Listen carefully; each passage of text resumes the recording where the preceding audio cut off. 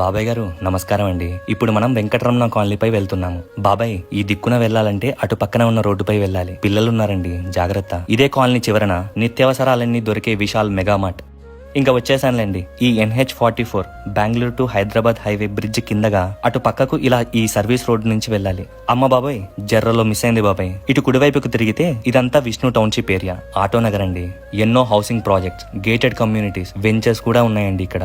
అలాంటి ఈ డెవలప్మెంట్స్ లో ఒకటి ప్రియా హోమ్స్. అద్భుతమైన కమ్యూనిటీ ఉన్న వెంచర్ అండి.